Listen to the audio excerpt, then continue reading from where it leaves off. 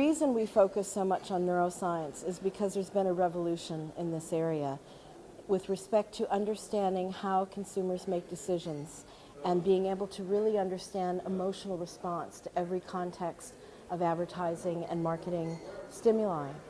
What neuroscience is telling us is that the non-conscious part of the brain is really the most influential in terms of decision making. And so if you think about how you might rationally plan to make a decision, at that moment of truth, something from the non-conscious realm can almost move your arm across the shelf. It can bubble up. It can be like an undertow to what your intentions are. And so if we're really to understand how people make decisions, we really need to understand what the drivers are in the non-conscious realm.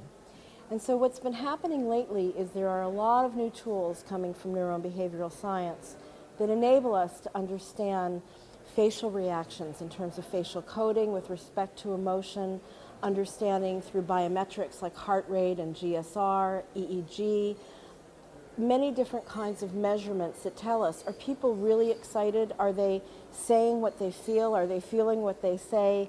What's really streaming in to ultimately be able to better predict behavior and to better understand the behavior? So one of the things I get to do is a lot of different kinds of studies that understand consumers.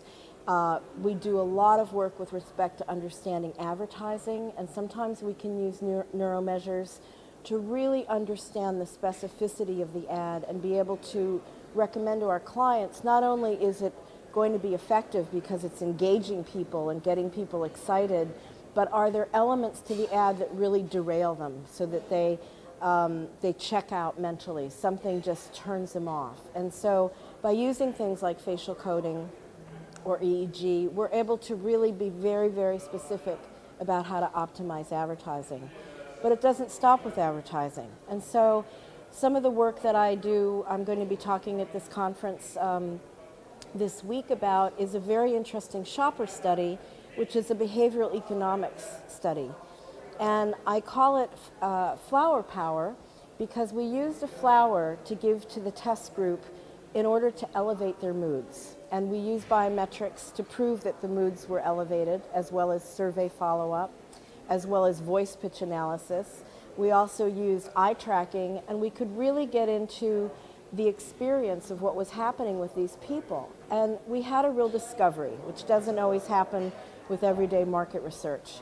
So the discovery had to do with the fact that if you elevate people's moods, they become less price sensitive, and we see it through the eye tracking. It's quantitative data. They stop looking at price, and start looking at product. They touch more. They put more that they touch into the basket. They buy more. They spend more, and they said they say they had a happier experience in the store. And so it's really win-win. A lot of implications from that in terms of luxury goods, premium price products, things that marketers can do to almost consider the shopping experience. And this doesn't have to be brick and mortar. This can be online shopping as well. If you can do something that elevates people's moods, particularly if it's tied to your category and your brand, you have a secret weapon.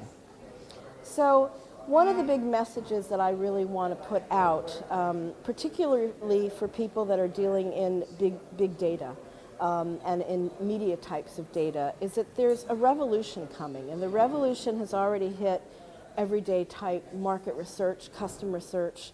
But the tools are getting sharper and more seamless so that ultimately we're going to always be able to have this non-conscious component for understanding consumers in every context.